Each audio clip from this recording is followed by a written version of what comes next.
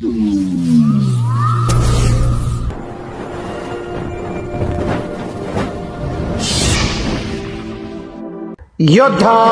News Marathi.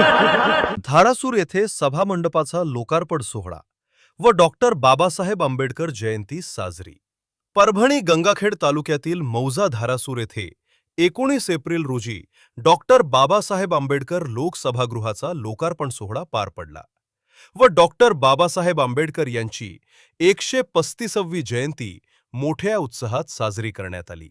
Gangakhed मतदारसंघाचे लोकप्रिय आमदार डॉक्टर रत्नाकरजी गुट्टे यांच्या स्थानिक विकास निधीतून 15 लाख रुपये खर्च करून सभागृह बांधण्यात आले.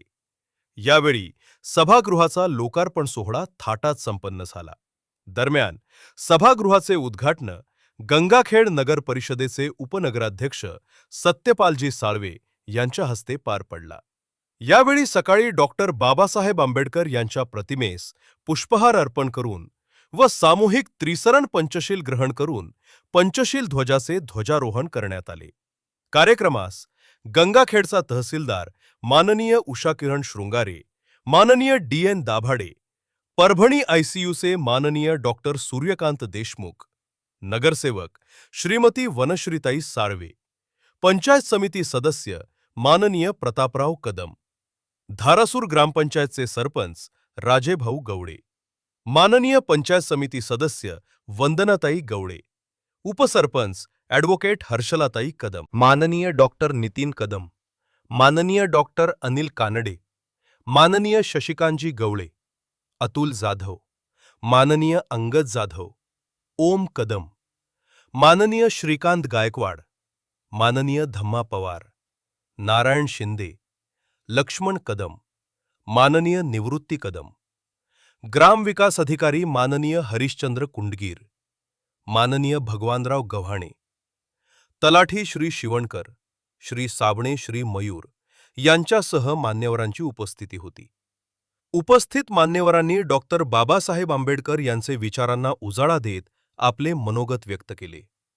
दरम्यान कार्यक्रम यशस्वी करण्यासाठी जयंती उत्सव समितीचे नारायण गवळे, सिद्धोधन गवळे, संदीप मस्के, शैलेश जंगले, उत्तम गवळे, किशोर गवळे, प्रीतम गवळे, विठ्ठल क्षीरसादर, विशाल शेळके, नितीन शेळके, महेंद्र गवळे, रतन गवळे, अमोल गवळे, रमेश गवळे, राहुल मस्के, सूरज गवळे, प्रेम अवचार, सुमेध मस्के, अनिकेत गवळे, आदर्श गवळे, प्रताप गवळे, दीक्षा गवळे, रमा गवळे, प्रियंका मस्के, निशा गवळे, सीमा गवळे, गोदावरी गवळे, काजल गवळे, शोभा शेळके, अनिता जंगले, प्रीती गवळे, मनीषा गवळे, दीक्षा शेळके, लक्ष्मीबाई गवळे, रुक्मिणबाई गवळे, सुनीता गवळे, अश्विनी मुंडे, जयश्री मस्के, दीपाली गवळे यांच्यासह जय भीम मित्रमंडळ व महिला मंडळांनी परिश्रम घेतले. या बातमीचा आढावा घेतलाय योद्धा न्यूज मराठीचे परभणीचे प्रतिनिधी प्रवीण घागरे यांनी. सगळ्याच समाजामध्ये हे चालू आहे, तर आपण सगळ्यांनी ठरवलं पाहिजे की आपण व्यसनापासून दूर राहायला पाहिजे. तिसरी गोष्ट मी शिकलो प्रताप भैयाकडनं की क्रिमिलियर नॉन क्रिमिलियर. मला खूप काही जास्त नॉलेज नाही आहे, पण मला जेवढं काही कळतं की आपल्या समाजातलं ज्यांचे सामाजिक स्तर उंचावला आहे अशांनी आपल्या समाजासाठी केलेलं ते बलिदान असावं. ते तसं असेल तर त्या विचाराला आपण धरून चालायला काही हरकत नाही.